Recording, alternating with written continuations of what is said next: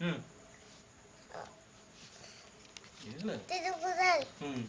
அகர முதல எழுத்தெல்லாம் ம் ஆதி பகவன் உரைற்றே உலகு ம் அற்றை நாள் ஐம்பெண்ண கொல்லறிவன்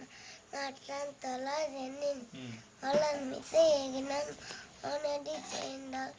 இல்லை மிசை நீண்டு வாழ்வர் ம் வேண்டுதல் வேண்டாமை எல்லா நடி தேர்ந்ததற்கு ஆண்டும் விதுமை இல்ல அப்புறம்